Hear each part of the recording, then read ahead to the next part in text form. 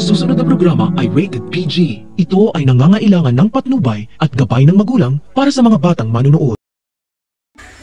Abot langit ang pasasalamat ni Chang Susan sapagkat hindi siya pababayaan ng mga mahal niya sa buhay, lalo na si Lynette at Annalyn sa paglaban niya sa sakit niyang kanser.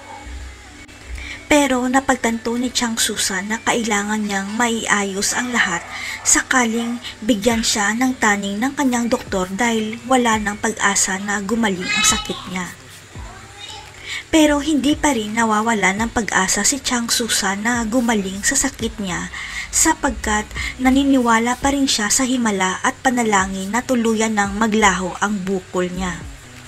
Naalala tuloy ni Chang Susan ang yumao niyang asawa na tatay ni Lynette dahil may habilin ito sa kanya bago siya mamatay at yun ay ang itago ang tungkol sa pagkatao ni Lynette.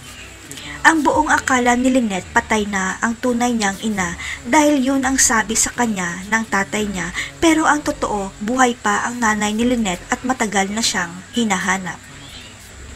Ang hindi alam ng lahat, inabandona si Lynette ng sarili niyang ina dahil mahirap lang ang tatay niya at dahil mayaman ang nanay niya, nagpakasal ito sa mas mayamang lalaki.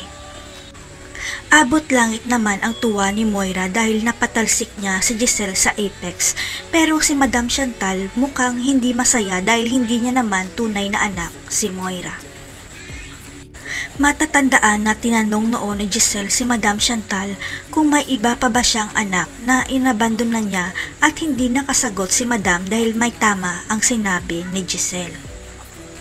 Hanggang sa nakipagkita si Chang Susan kay Madam Chantal at ipinakita nito ang tinatago niyang ebidensya na birth certificate na si Madam Chantal ang tunay na ina ni Lynette. Kaya hindi na nagpaligoy-ligoy pa si Madam Chantal at ipina-DNA test kaagad si Lynette at tumigil ang kanyang mundo nang malaman niyang nagmatch ang DNA niya kay Lynette. Si Lynette na kaya ang isa sa mga anak na inabandona ni Madam Chantal noon. Si Moira kaya ang mapapatalsik sa Apex dahil papalitan siya ni Lynette.